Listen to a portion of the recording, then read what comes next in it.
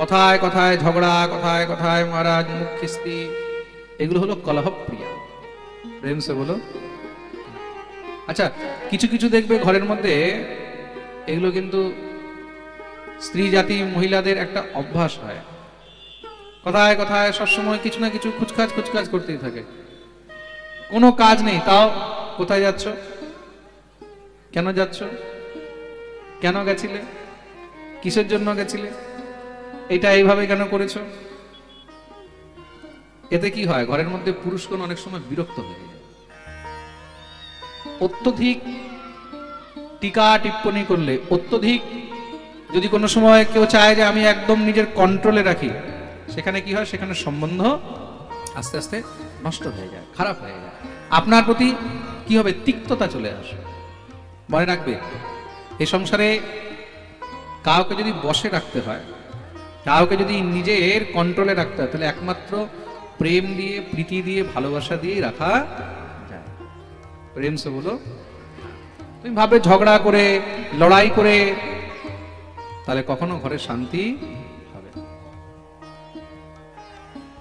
প্রেম সে বলো। এইগুলো স্ত্রী জাতিকে বোঝা উচিত, বুঝতে হবে। যদি সংসার নিয়ে চলতে হয় তাহলে ধৈর্য রাখতে হবে। স্ত্রী জাতি থেকে ধৈর্য বেশি আর কার মধ্যে হতে পারে? স্ত্রীর এক নাম হলো ধাত্রী, এক নাম কি? ধাত্রী। ধারয়তি, হ্যাঁ, যিনি ধারণ করেন, যার মধ্যে ধারণ করার সামর্থ্য রয়েছে। তো ধারণ তো সবাই করতে পারে না। পুরুষের থেকে নারীর মধ্যে ধৈর্য বেশি হয়, বেশি হয়। তো 9 মাস একটি সন্তানকে গর্ভে রাখে, 8 মাস একটি সন্তানকে গর্ভে রাখে। সাধারণ ধৈর্য হলে তো কেউ রাখতে পারবে না, পারবে কি? হ্যাঁ, নিশ্চয়ই তার মধ্যে সেই ধৈর্য আছে, ভগবান তাকে সেই ক্যাপাসিটি দিয়েছে। স্ত্রী যদি ধৈর্য হারায় তাহলে কি হয়, সেই ঘর অনেক তাড়াতাড়ি নষ্ট হয়ে যায়। যেই গৃহের মধ্যে স্ত্রী ধৈর্যবান হয়, সেই গৃহে কখনো কোনো সমস্যা হয় না। প্রেম সে বলো। ধুন্দুলি কি বলে, সুরাজ গৃহ কৃত্যেষু কৃপণা কলহ প্রিয়া। দেখতে সুন্দর, ঘরের কাজও খুব ভালো করে, কিন্তু মহা কৃপণ, মহা কলহ প্রিয়া, কথায় কথায় ঝগড়া করা, তানা দেয়া, উলাহানা দেয়া। যে স্ত্রী কথায় কথায় নিজের স্বামীকে সবসময় উলাহানা দেয়, তানা দেয়, তুমি আমার জন্য কি করেছো, তোমার সঙ্গে বিয়ে করে আমার কপাল ফেটে গেছে। আজকাল ঘরে ঘরে এগুলো তো মেন ডায়লগ। তোমার সঙ্গে বিয়ে করেই আমার কপাল ভেঙে গেল, কত ভালো ভালো সম্বন্ধ আসছিল আমার জন্য, এইখানে ওই চাকরি, ওই চাকরি, এমন সেমন, আমারই মাথা, আমারই কপাল পড়া গেছে, তোমাকে বিয়ে করলাম। এই ভগবান, এইসব জিনিস বিয়ে করার আগে কেন বলে না? যা সমস্যা আছে সেগুলো বিয়ের আগে ক্লিয়ার করো, বিয়ের পরে ক্লিয়ার করে আর কোনো লাভ। তাহলে কি হবে, ঘরে অশান্তি, অশান্তি হবে। স্বামীকে উলাহানা দেওয়া, তানা দেওয়া, খুব মন দিয়ে শুনবে, এটা কিন্তু অনেক বড় অপরাধ। তার মানে কি, নিজের ঘরের মধ্যে নিজে আগুন লাগানো, আর কিছু না। প্রেম সে বলো। পতিব্রতা নারীকে, পতিব্রতা নারীর লক্ষণ কি বলে, স্বামী যা আনছে, যেই পরিস্থিতিতে তোমাকে রেখেছে, সেই পরিস্থিতিতেই যে সুখ অনুভব করে, সেই হলো একমাত্র পতিব্রতা। প্রেম সে বলো।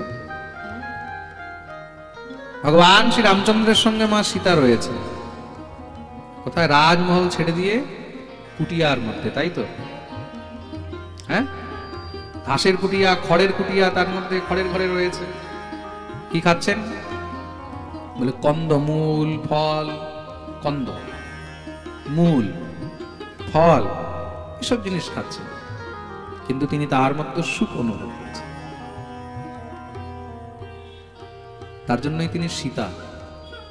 প্রেম সে বলো। দেবাদিদেব মহাদেব নিজের স্ত্রীকে কোথায় রেখেছে? হ্যাঁ, রঙ্গমহলে রেখেছে, সোনার মহলে রেখেছে, কোথায় আছে? কোথায় আছে বলো? কৈলাস। কৈলাস শিখরে রম্যে গৌরী পৃচ্ছতি শঙ্করম ব্রহ্মাণ্ড কিলনা স্পষ্টম সৃষ্টি সংহারকারক।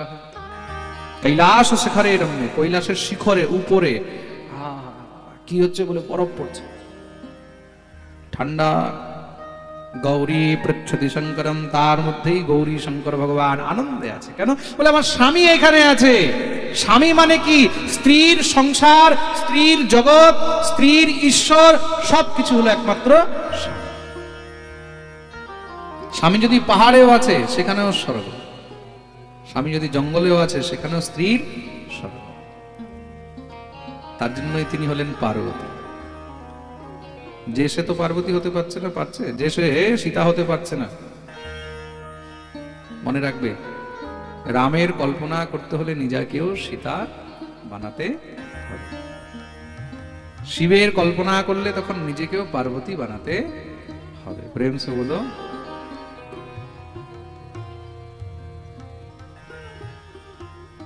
ঘরের মধ্যে খুব দুঃখী, কেন? নিত্য ঘরের মধ্যে কলহ হয়।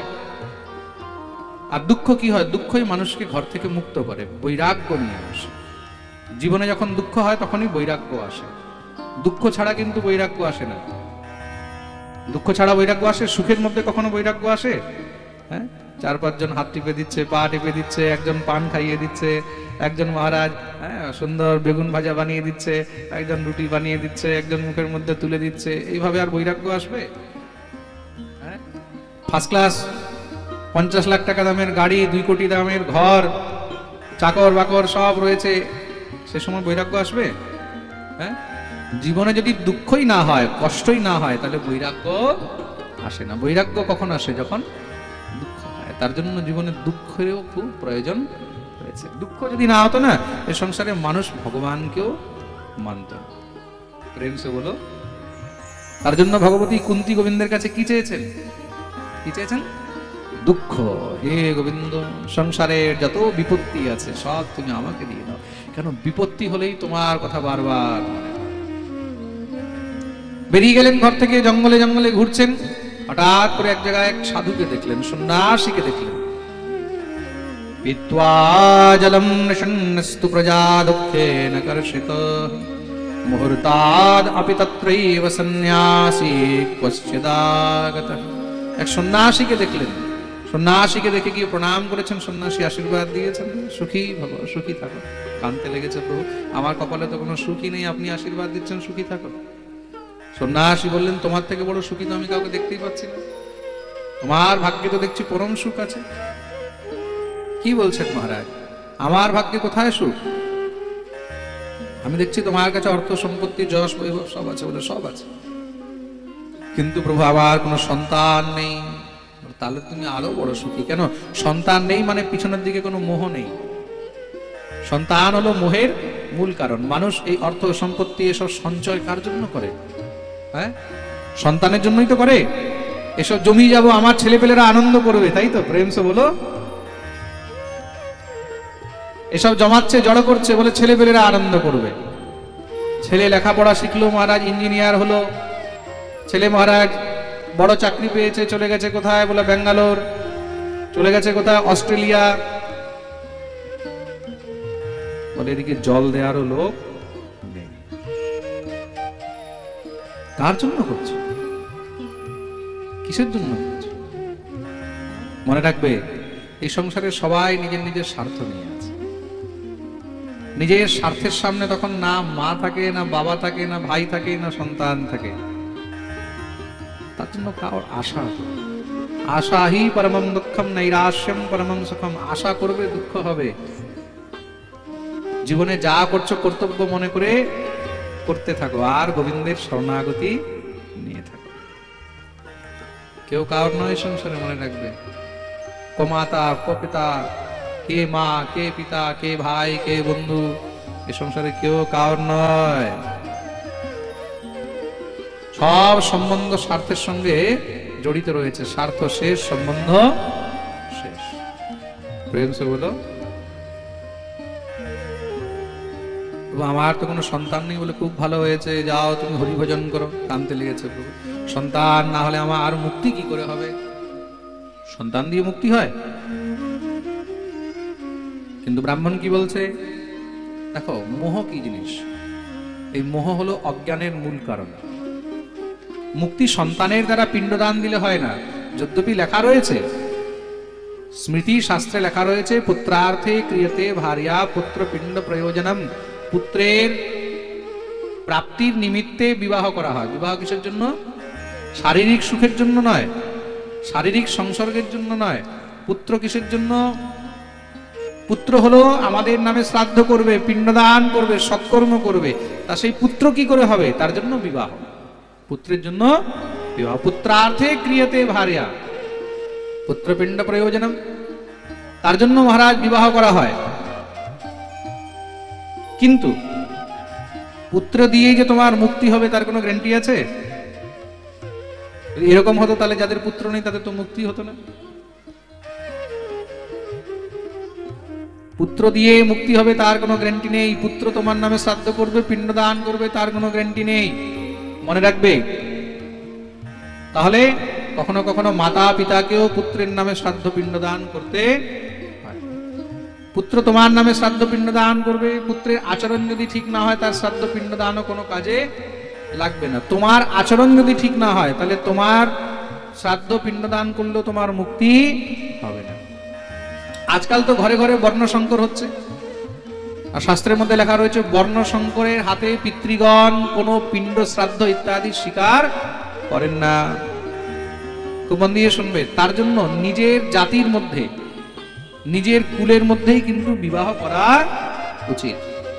অন্যান্য জাতির মধ্যে বিবাহ করিতে নেই। কেন? ভগবান অর্জুনকে কি বলছেন? কলিযুগের মধ্যে প্রায় সব জীব বর্ণসংকর হয়ে যাবে। কি হয়ে যাবে? বর্ণসংকর হয়ে যাবে। বর্ণসংকর হলে কি হবে? বলে লুপ্ত পিণ্ড ক্রিয়া। তাহলে কি হবে? বলে পিণ্ডদানের ক্রিয়া লুপ্ত হয়ে যাবে। পিতৃগণ কি হয়? বলে বর্ণসংকরের হাতে পিতৃগণ কখনো পিণ্ড গ্রহণ করেন না। তা বর্ণসংকর কি করে হয়? বলে অনুলোম আর বিলোম। জাতির যে প্রজাতি তার মধ্যে অনুলোম আর বিলোম হয়। তা যেটা বিলোমজ হয়, বিলোমজ মানে উচ্চ বর্ণের মাতা আর নিচ বর্ণের যখন পিতা হয়, তো মন দিয়ে শুনবে, উচ্চ বর্ণের মাতা আর নিম্ন বর্ণের পিতা হয়, তখন তার ঘরে যে সন্তান হয় তাকে বিলোমজ বলা হয়। কি বলা হয়? বিলোমজ। সেটা কি? বলে সেটা হলো বর্ণসংকর। সেটা কি? জোরে বলো। বর্ণসংকর। তো সেই বর্ণসংকরের হাতে কোনো পিণ্ডদান শ্রাদ্ধ ইত্যাদিও পিতৃগণ গ্রহণ করেন না। তার জন্য সেখানেই শেষ। যেদিন বিবাহ হলো, তার থেকে সন্তান হলো, সেই দিনই সেই পিণ্ডদান শ্রাদ্ধ ইত্যাদি তোমার সমস্ত সব সিস্টেম শেষ হয়ে গেল। প্রেম সে বলো। তার জন্য সর্বপ্রথম নিজের জাতির মধ্যেই বিবাহ করা উচিত। যদি নিজের জাতির মধ্যে না হয় তাহলে নিজের জাতি থেকে যদি কোনো নিম্ন জাতি হয় তাহলে সেখান থেকেও কন্যা আনো। নিম্ন বর্ণের বর আর উচ্চ বর্ণের কন্যা বিবাহ হলে তখন সেই সন্তানের দ্বারা কোনো পিতৃকার্য হয় না। প্রেম সে বলো। এই জিনিস এইবার ইনকেস যদি কার হয়ে যায়, হতেই পারে, না হওয়ার কিছুই নেই। কেন? এখন ছেলে মেয়ে একজন আরেকজনকে দেখেছে, পছন্দ করেছে, তাদের মন মিলে গেছে, বিয়ে হয়ে গেছে, এখন বিবাহ হয়েছে। তার নিম্ন বর্ণের পুরুষ কোনো উচ্চ বর্ণের কন্যাকে বিবাহ করেছে, এখন তাকে কি ফেলে দেবে? তাকে কি ফেলে দেবে না তাকে তাড়িয়ে দেবে? যেই স্ত্রীকে পুরুষ গ্রহণ করেছে সেই স্ত্রীর ভরণ পোষণের দায়িত্ব তার জীবন পর্যন্ত থাকে। প্রেম সে বলো। কোন পুরুষ কোন নারীকে গ্রহণ করে তাকে বিবাহ করে যদি তার ভরণ পোষণের দায়িত্ব না করতে পারে, বা যদি তাকে নির্দোষ অবস্থায়, তার কোনো দোষ নেই, তাকে যদি ত্যাগ করে চলে যায় বা তাকে যদি বের করে দেয়, তাকে নরকে যেতে হবে। প্রেম সে বলো। যদি কোনো স্ত্রীকে রাখার সামর্থ্য নেই, তার ভরণ পোষণ, তার ব্যবস্থা করার সামর্থ্য নেই, তখন তাকে বিবাহ করা উচিত নয়। তোমার কাছে যতটুকু সামর্থ্য আছে তোমাকে ততটুকুই হাত পা ছড়ানো উচিত। প্রেম সে বলো। যার সামর্থ্য আছে তাকেই বিবাহ করা উচিত। যার সামর্থ্য নেই স্ত্রীর ভরণ পোষণ করার, তাকে বিবাহ করা উচিত। কদাচিৎ যদি বিবাহ হয়ে গেছে, তখন নারী যেই হোক না কেন, উচ্চ বর্ণের হোক চাই নিম্ন বর্ণের হোক, তাকে কখনো ত্যাগ করা যায় না। তাহলে উদ্ধার কি দিয়ে হবে? বলে পিণ্ডবোধক ক্রিয়া ইত্যাদি দিয়ে উদ্ধার হোক না হোক, তোমার কর্ম যদি ঠিক হয়, তোমার কর্মই তোমার উদ্ধার। তার জন্য সৎকর্ম করো। কি করবে? সৎকর্ম করো। তোমার যদি কর্ম ঠিক আছে তাহলে তোমার উদ্ধার নিশ্চিত আছে। ছেলের পিণ্ড, ছেলের শ্রাদ্ধের কোনো প্রয়োজন নেই। প্রেম সে বলো, বলো না, আরো জোরে, আরো জোরে, সবাই তোমার হাত উপরে করে জয় শ্রী রাধে। কিন্তু প্রভু আমার যদি পুত্র না হয় তাহলে বেঁচে থেকেই কি করবো? সাধু বললেন, আমি তো দেখতে পাচ্ছি তোমার 7 জন্ম পর্যন্ত কোনো পুত্র নেই। সপ্ত জন্মাবধি তব পুত্র নেই বচ নেই বচ। ব্রাহ্মণ কাঁদতে কাঁদতে বলছে, তাহলে আমি এখানে মাথা ঠুকে মরে যাব, আমার মতন এমন পাপী যার 7 জন্মে পুত্র নেই। সাধু দেখলেন ব্রাহ্মণ মরে যাবে, ব্রহ্মহত্যার দোষ লাগবে। দাঁড়াও দাঁড়াও বিপ্রদেব, কি চাও? বলে প্রভু এমন কৃপা করেন যেন একটি পুত্র হয়। বলে যা তোমার কপালে লেখা আছে তাই হবে, যাও। একটি ফল বের করে অভিমন্ত্রিত করে দিয়ে দিলেন, যাও এই ফল নিয়ে গিয়ে তোমার স্ত্রীকে খাইয়ে দেবে। বলবে কিছু নিয়ম পালন করতে। কি কি নিয়ম পালন করতে? সত্যম শৌচম দয়াদানম এক ভক্তম তু ভোজনম वर्षावधि स्त्रिया कार्यं तेन पुत्रो निर्मलः। सत्यम शौचम दयादानम, সত্য, শৌচ, দয়া, দান এসব নিয়ে থাকবে। সত্য কথা বলবে, আচার বিচার নিয়ে থাকবে।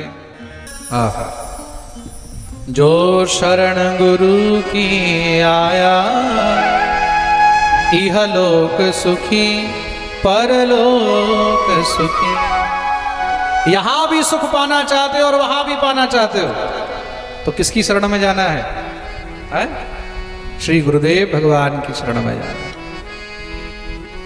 बोलिए सुखदेव भगवान की जय।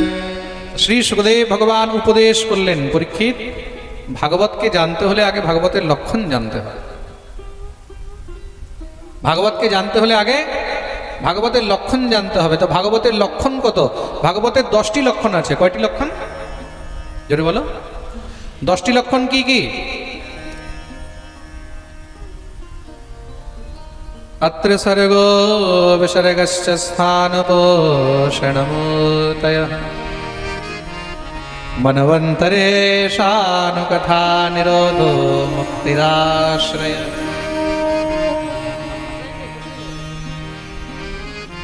10টি লক্ষণ: স্বর্গ, বিসর্গ, স্থান, পোষণ, উতি, মন্বন্তর, ঈশানু কথা, নিরোধ, মুক্তি আর আশ্রয়। স্বর্গ মানে কি? স্বর্গ মানে হলো সৃষ্টি। স্বর্গ মানে সৃষ্টি। পরীক্ষিত মহারাজ প্রশ্ন করলেন, বলে প্রভু এই সৃষ্টি কিভাবে হয়েছে? সৃষ্টির বিষয়ে জানতে চাই। শ্রী সুখদেব প্রভু সৃষ্টির অর্থ, সৃষ্টির বর্ণন করলেন। খুব মন দিয়ে শুনবে কিন্তু। সৃষ্টি কিভাবে হয়েছে? চারদিকে তখন কিচ্ছু ছিল না, জলই জল। উদাপ্লুতম বিশ্বমিদম তদাসীদ ইয়ন্নিদ্রয়া মীলিত দৃঙ্গমীলয়ৎ অহিন্দ্র তল্পে দিশয়ান একঃ কৃতক্ষণঃ স্বাত্মরতৌ নিরীহ। চারদিকে জল, জলের উপরে অনন্ত, অনন্তের উপরে গোবিন্দ শয়ন করছেন। আর মার্কণ্ডেয় ভগবান কি দেখেছেন নিজের স্বপ্নের মধ্যে? চারদিকে প্রলয়ের জল, জলের মধ্যে কিচ্ছু নেই, তার মধ্যে একটি বটপাতার উপরে ভগবান ছোট্ট শিশু হয়ে শয়ন করছেন। সেই বটপত্র নয়, সেটাই হলো অনন্তদেব। আর ভগবান ছোট মোটো শিশু নয়, বিরাট শিশু। আর ভগবানকে ক্ষুধা লেগেছে, তা ভগবান কি করছেন? ক্ষুধার মধ্যে ভগবান নিজের পায়ের বুড়ো আঙুলটাকে ধরে চুষছেন। কেন? ভগবানের চরণের মধ্যে অমৃত আছে। কি আছে? বলো। আমাকে অনেক সময় অনেক ভক্তরা প্রশ্ন করে, মহারাজজি ভগবানের চরণ দর্শন কেন করতে হয় আগে? অনেকে বলে না যে ভগবানের আগে চরণ দর্শন করতে হয়। তো চরণ কেন দর্শন করতে হয় এটাও জেনে রাখো। ভগবানের চরণ দর্শন কেন করা উচিত আগে? ভগবান কপিল দেব নিজের মা দেবহূতিকে সাংখ্য দর্শন উপদেশের মধ্যে বলছেন, সঞ্চিন্তয়েদ ভগবতশ্চরণারবিন্দ্রম বজ্রাঙ্কুশধ্বজ সরোরুহলাঞ্ছনাঢ্যম। ভগবানকে যখন দর্শন করবে তখন সব থেকে আগে ভগবানের চরণ দর্শন করবে। কি দর্শন করবে? কেন? ভগবানের চরণের মধ্যে অমৃত আছে। কি আছে? অমৃত। তার জীবনের মধ্যে এই জীবকে কি চাই? জীবনে যদি সুখী থাকতে চাও, অমর থাকতে চাও, নিরোগী থাকতে চাও, তাহলে কি চাই? হ্যাঁ, অমৃতই তো চাই। অমৃত খেলে কি হয়? অমর হয়ে যাবে, নিরোগী থাকবে, কোনো রোগ ব্যাধি হবে না। তো ভজন করার জন্য, সাধন করার জন্য, ঠাকুর সেবা করার জন্য কি চাই? বলে সুস্থ থাকলেই তো ঠাকুর সেবা করবে। অসুস্থ হয়ে গেলে পারবে? বিছানায় পড়ে আছো, ঠাকুরের মঙ্গলা করতে পারবে? বলো, বিছানায় পড়ে আছো, আরতি করতে পারবে? বিছানায় পড়ে আছো, ঠাকুর সেবা করতে পারবে?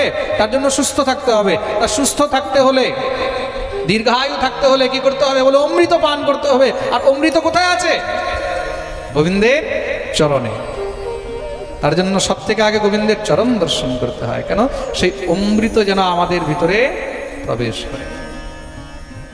करारविन्दे न पदारविन्दं करारविन्दे न पदारविन्दं मुखारविन्दे विनिवेशयन्तं मुखारविन्दे विनिवेशयन्तं वटस्य पत्रस्य पुटे शयानं वटस्य पत्रस्य पुटे शयानं वटस्य पत्रस्य पुटे शयानं वटस्य पत्रस्य पुटे शयानं बालं मुकुन्दं मनसा स्मरामि बालं मुकुन्दं मनसा स्मरामि बालं मुकुन्दं मनसा स्मरामि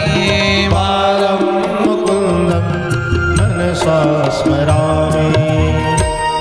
आहा, ভগবানের ইচ্ছা হলো যে কিছু এবার নীলা করা হোক। তা নীলা কিভাবে হবে? একা একা তো হবে না, তাহলে একোহম বহুশ্যাম, এক থেকে অনেক হতে হবে। তার জন্য ভগবান সৃষ্টির বিস্তার করলেন।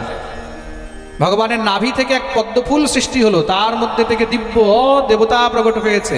তার চারটি মাথা, নাম হলো চতুরানন। ঘোর তপস্যা করলেন। আমি কে, কোথা থেকে এসেছি বুঝতে পারছেন না? দিব্য 100 বছর তপস্যা করাতে ভগবান দর্শন দিয়েছেন। প্রার্থনা করলেন, জ্ঞাত শিবেদ্য সুচিরান্ননুদেহ ভাজা নজ্ঞায়তো ভগবতে গতিরেত্যবদ্যম। প্রভু আমি কে, मैं कौन हूं, कहां से आया हूं?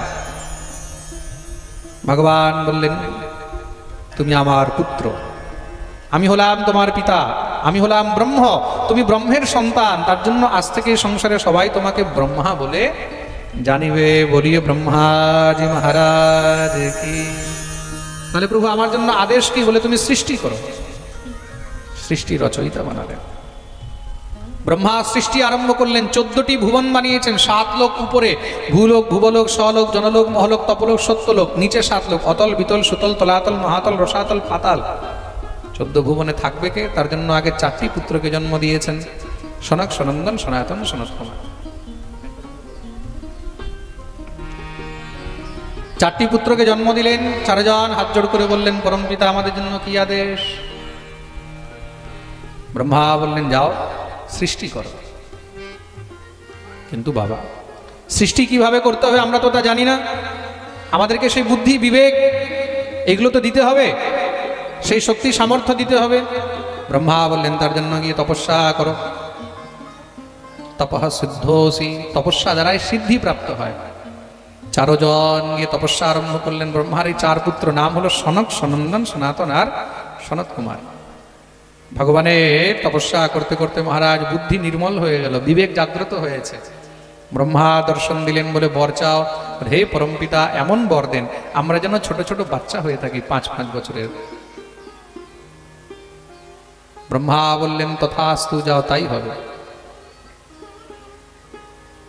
এবার যাও তোমরা সৃষ্টি করো। হে পরমপিতা, আপনি তো আশীর্বাদ করলেন 5 বছরের বাচ্চা হয়ে থাকো। তা 5 বছরের বাচ্চা কি আর কোনো বাচ্চাকে জন্ম দিতে পারে? শুনেই তো ব্রহ্মা কুপিত হয়ে গেলেন। আমার সন্তান, আমার পুত্র, তারা আমাকেই উল্টো পড়িয়ে দিচ্ছে। যখনই রাগ উঠল, ক্রোধের কারণে, ব্রহ্মার ক্রোধ থেকে একটি পুত্রের জন্ম হয়েছে। ব্রহ্মার 2 ভ্রুর মাঝখানের থেকে জন্ম নিয়েই সেই সন্তান কাঁদতে লেগেছে। তো হৃদয়াতি ইতি রুদ্রঃ রোদন করার কারণে সেই সন্তানের নাম হলো রুদ্র। এই রুদ্রই হলেন দেবাদিদেব মহাদেব। বলিয়ে শিবশঙ্কর ভগবান কি। মহাদেব বললেন আমার জন্য কি আদেশ? ব্রহ্মা বললেন যাও তুমি সৃষ্টি করো। মহাদেব সৃষ্টি আরম্ভ করলেন। কি ভূত প্রেত পিশাচ যোগিনী ডাকিনী। ব্রহ্মা যখন দেখেছেন তাদের সেই কি আওয়াজ, কে হু হা হি হু করছে, কার চোখ নেই, কার নাক নেই, কার দাঁত বড় বড়, কার হাত নেই, কার মাথায় নেই।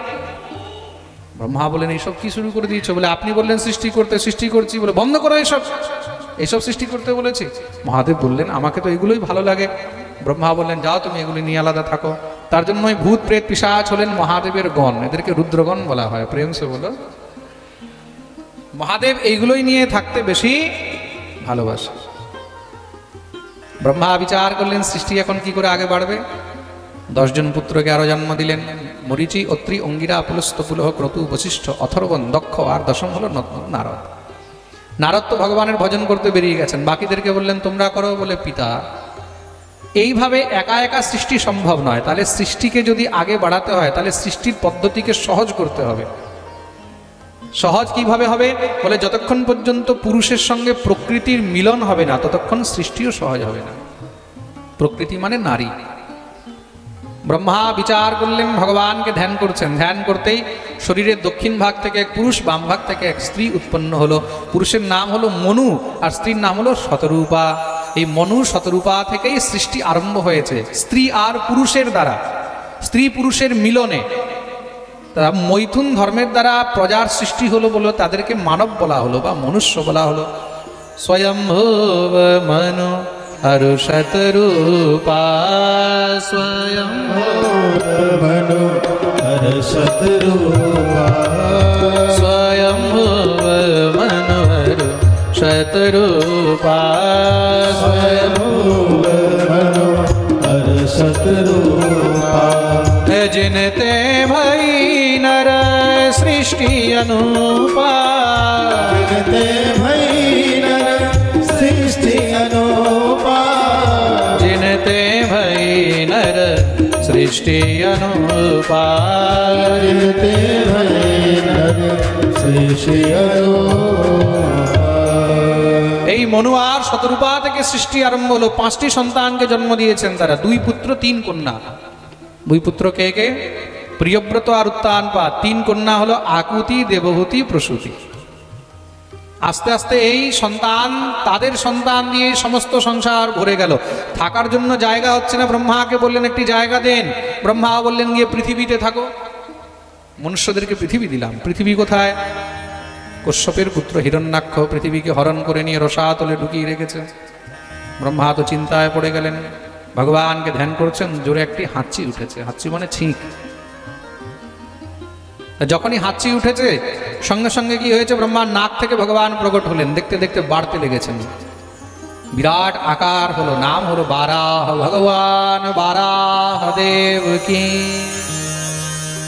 বরাহ ভগবান রসাতলে প্রবিষ্ট হয়ে নিজের দাঁতের উপরে পৃথিবীকে রেখে রক্ষা করে বের করে নিয়ে আসলেন। হিরণ্যাক্ষ ভগবানের পিছনে দৌড়ে আসছে, ভগবানকে গালাগালি দিচ্ছে। ভগবান কি করলেন? পৃথিবীকে রেখে তার সঙ্গে যুদ্ধ করলেন। আর সেই যুদ্ধের মধ্যে সেখানেই তার গোবিন্দায় নমো নমঃ তার উদ্ধার করে দিলেন। পৃথিবীকে সুরক্ষিতভাবে অর্পণ করেছেন। মনু মহারাজ পৃথিবীর উপরে শাসন আরম্ভ করলেন। শ্রী শুকদেব প্রভু মনুর 3টি কন্যার বংশ বর্ণন করেছেন। দেবহূতির বিবাহ হয়েছে কর্দমের সঙ্গে, তার থেকে 9টি কন্যা হলো, 1টি পুত্র হলো। এই পুত্রের নাম হলো কপিল। বলিয়ে কপিল ভগবান কি। যেই কপিল ভগবান নিজের মা দেবহূতিকে সাংখ্য দর্শনের উপদেশ করেছেন।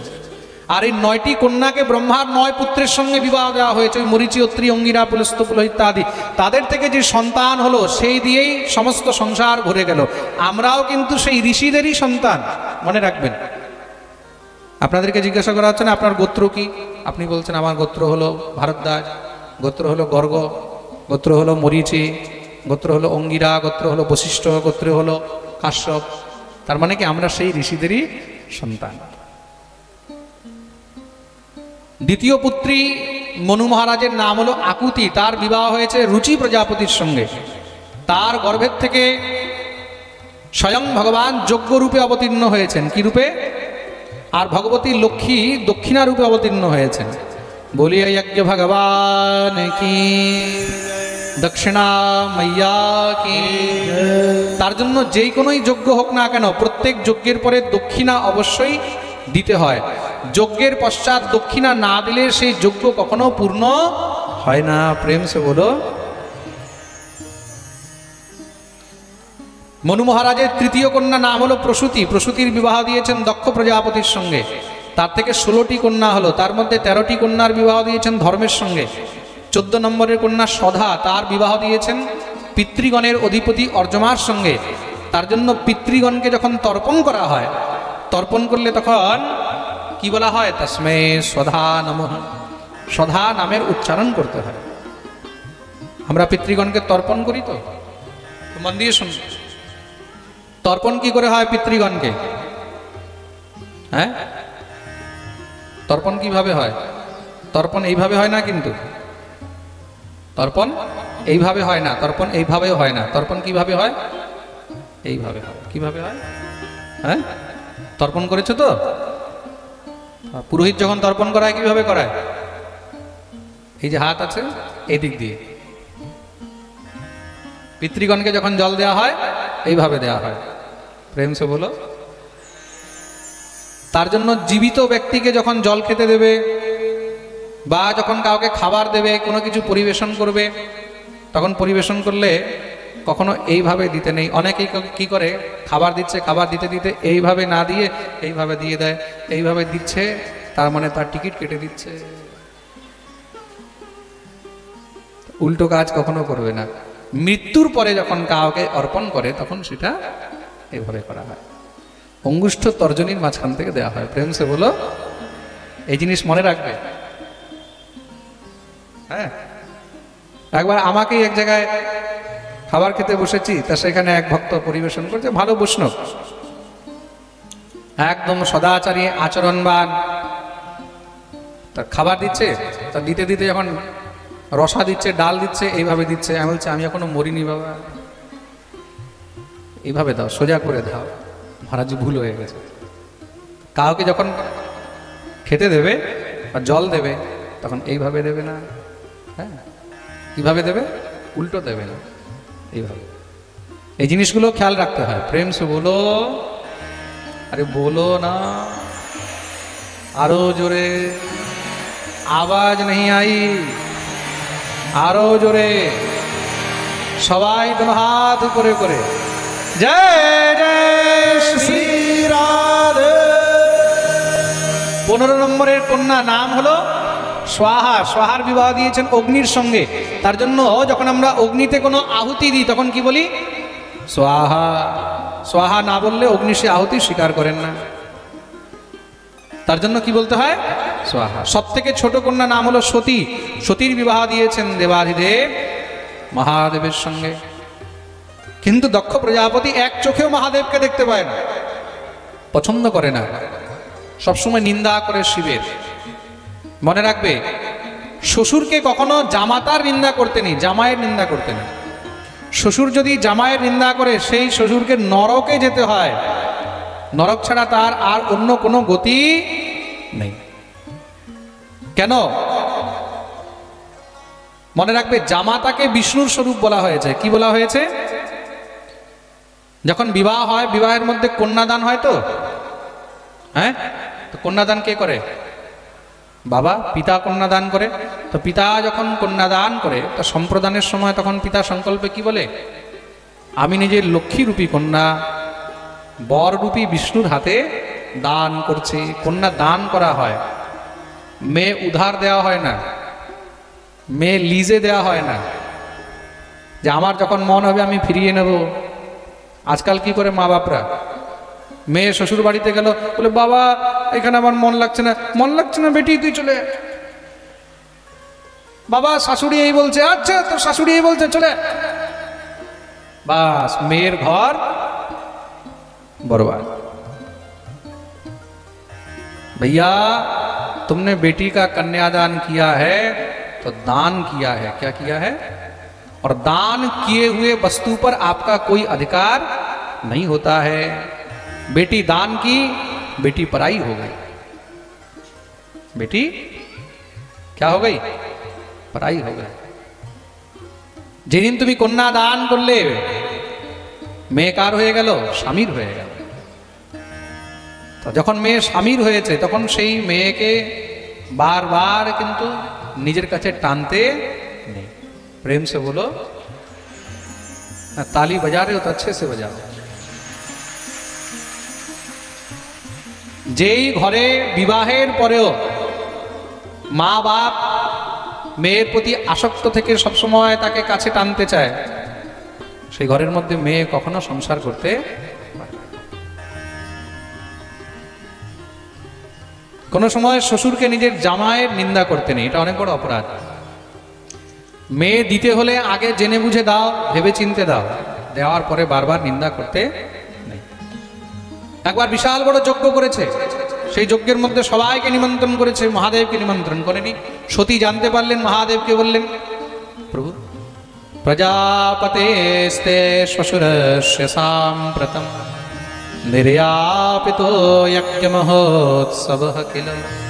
আপনার শ্বশুর মশাই এখানে যজ্ঞ হচ্ছে, আপনি যাবেন না? মহাদেব বললেন, নিশ্চয়ই যেতাম, শ্বশুর মশাই ডাকেনি, আমিও যাব না। जहां निमंत्रण नहीं हो वहां जाना नहीं चाहिए। সতী বললেন, কিন্তু বাপের বাড়িতে সেখানে তার নিমন্ত্রণের অপেক্ষা করা উচিত নয়। মা বাপের এখানে যজ্ঞ হলে সেখানে দৌড়ে যেতে হয়। মহাদেব বললেন, ঠিক বলেছ, দক্ষের বেটি তো, দক্ষ মানে চতুর, চতুরের মেয়ে আরো চতুর।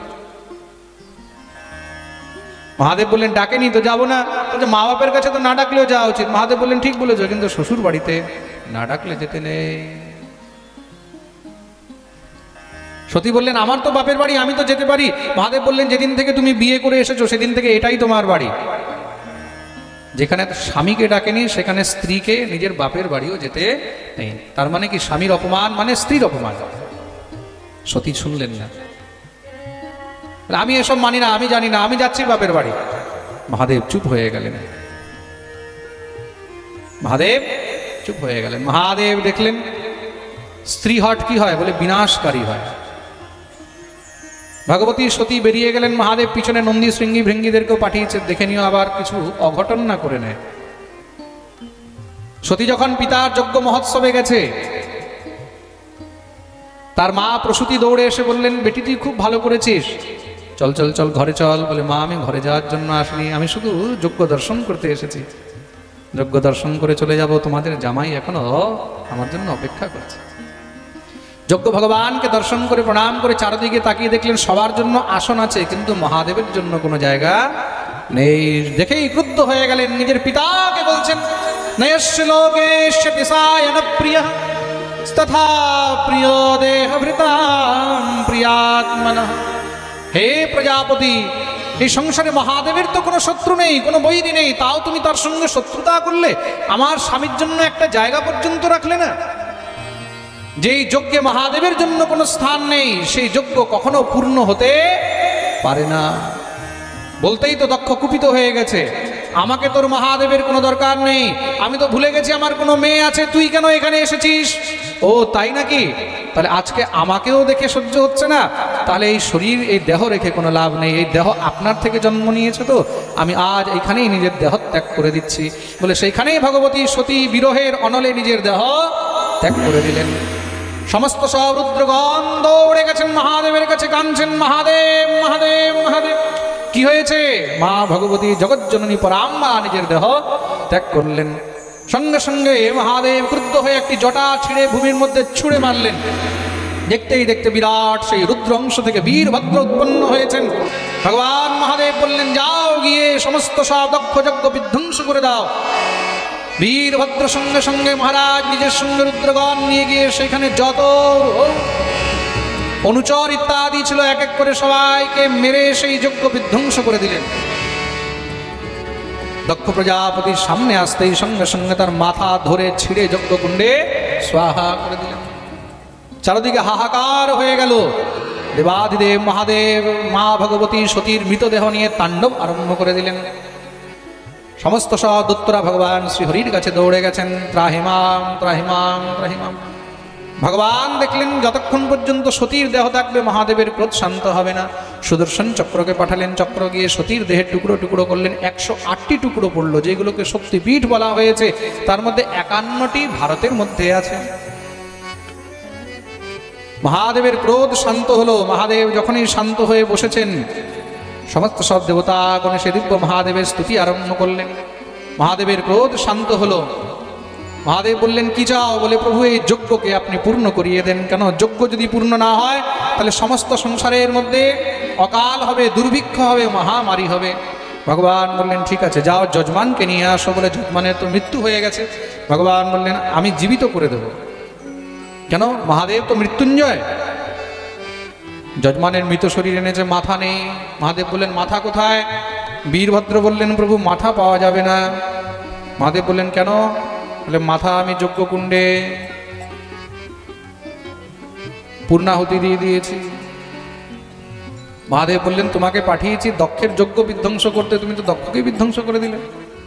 চলো, যা হওয়ার হয়েছে। এখন যাকে পাবে, যেই জীব পাবে তার মাথা নিয়ে আসো। রুদ্রগণ বেরিয়ে গেলেন। মহারাজ গিয়ে সব থেকে আগে সেখানে ছাগলের মাথা দেখেছে, সঙ্গে সঙ্গে নিয়ে আসলেন। নিয়ে এসে মহাদেবকে দিয়েছেন। মাথা লাগাতেই সঙ্গে সঙ্গে জীবিত হয়ে মহাদেবের স্তুতি আরম্ভ করে দিয়েছে। কিন্তু এখন ছাগলের মাথা তো কিছু বলতে পারছে না। যখনই বলতে যাচ্ছে সঙ্গে সঙ্গে মুখ থেকে বাম বাম বাম বাম বাম বাম বাম বাম বেরোচ্ছে। শুনে মহাদেব হাসতে লাগলেন। তার জন্য মহাদেবের সামনে বম বম বললে মহাদেব প্রসন্ন হয়ে যায়। কেন? বলে, শ্বশুর মশাইয়ের কথা মনে পড়ে যায়। বলিয়ে শিব শঙ্কর ভগবান কি। মহাদেব দেখলে স্তুতি করতে চায়, মাথায় হাত দিয়েছেন, কথা বলার সামর্থ্য হলো। দেখুন, বহুত অভিমানী ছিল তো এই দক্ষ, বহুত মে মে মে মে মে মে মে মে করতে থাকতো। तो जो ज्यादा मैं मैं करता है ना, उसको बकरा बनना पड़ता है, ऐसे ही कटना पड़ता है। प्रेम से बोलो। दिव्य स्तुति करलेन महादेवेर।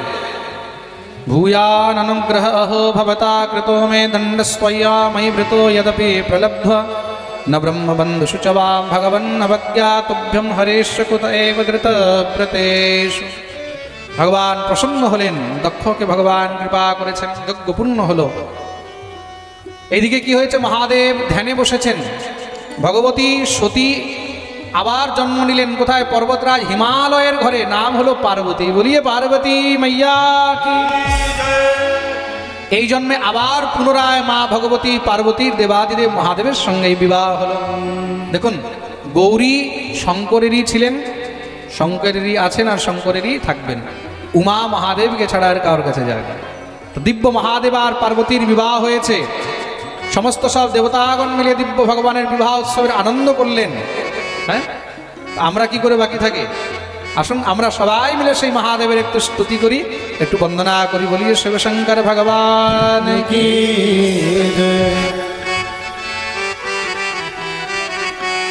অনাথের নাথ মহাকাল ভোলানাথ, অনাথের নাথ মহাকাল ভোলানাথ, অনাথের নাথ মহাকাল ভোলানাথ আমার। অনাথের নাথ মহাকাল ভোলানাথ, কাল ভোলানাথ আমার, কাল ভোলানাথ। তুমি কালেরও কাল মহাকাল ভোলানাথ, তুমি কালেরও কাল মহাকাল ভোলানাথ, তুমি কালেরও কাল মহাকাল ভোলানাথ। অনাথের নাথ মহাকাল ভোলানাথ, অনাথের নাথ মহাকাল ভোলানাথ। বম বম বম ভোলা ভোলা বম বম বম বম বম বম বম বম ভোলা ভোলা বম বম বম বম বম। বম বম বম ভোলা, সবাই যেন হাত তুলে তালি সেবা করে। বম বম বম ভোলা ভোলা বম বম বম বম। আচ্ছা, মহাদেবের জন্য সমস্ত সব বিশ্ব ব্রহ্মাণ্ড মিলে নৃত্য করছে। দেবতা, সুর, অসুর, গন্ধর্ব, আমরা কি করে বাকি থাকি? সবাই নিজের জায়গায় দাঁড়িয়ে দুনো হাত তুলে হর হর মহাদেব।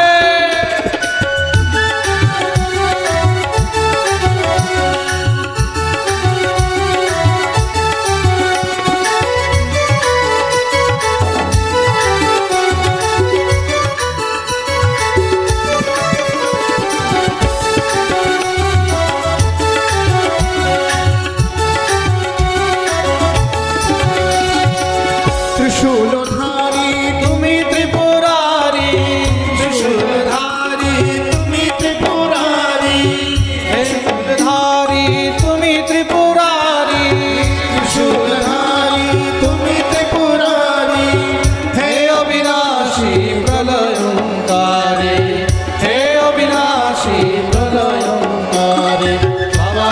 तारकनाथ महाकाल भोलेनाथ बाबा तारकनाथ महाकाल भोलानाथ তুমি কালেরও কাল महाकाल भोलानाथ তুমি কালেরও কাল महाकाल भोलानाथ অনাথের নাথ महाकाल भोलानाथ অনাথের নাথ महाकाल भोलानाथ भोला भोला बम बम बम बम बम बम भोला भोला बम बम बम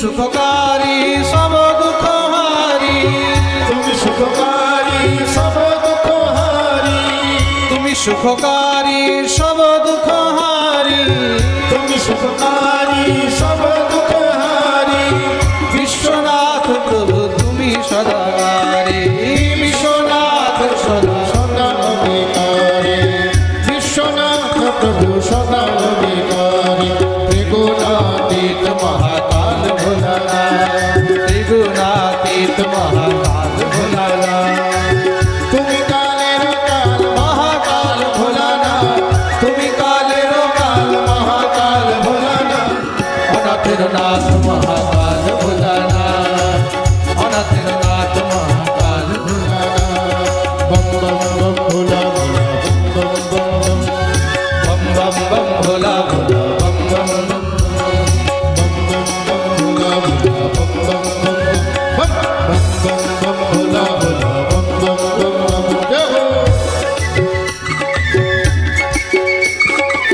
बोलिए शिव शंकर भगवान की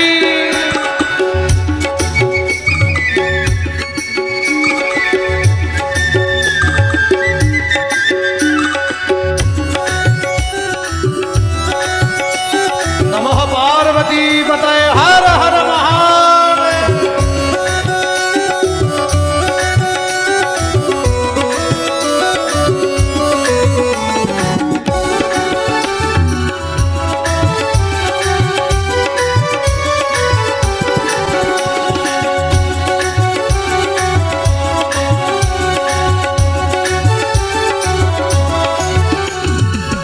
তুমি সাকার তুমি নিরাকার তুমি সাকার তুমি নিরাকার তুমি সাকার তুমি নিরাকার তুমি সাকার তুমি নিরাকার তোমারই দয়ার সবারই উদ্ধার তোমারই দয়ায় সবারই উদ্ধার ও তোমারই দয়ায় হয় সবার উদ্ধার তোমারই দয়ায় হয় সবারই উদ্ধার হে বদ্রনাথ মহাকাল ভোলানাথ হে বদ্রনাথ কাল ভোলানাথ তুমি কালেরও কাল মহাকাল ভোলানাথ তুমি কালেরও কাল মহাকাল ভোলানাথ অনাথের নাথ মহাকাল ভোলানাথ অনাথের নাথ মহাকাল ভোলানাথ বম বম বম ভোলা ভোলা বম বম বম বম বম বম বম ভোলা ভোলা বম বম বম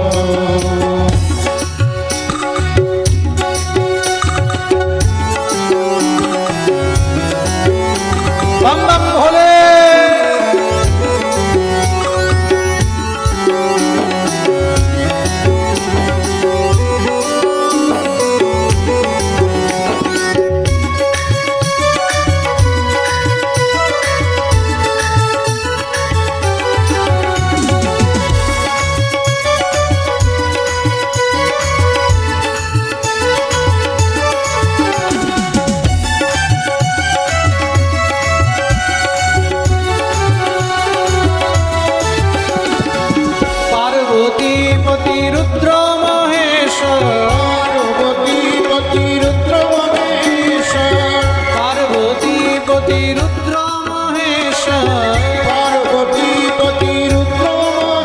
সব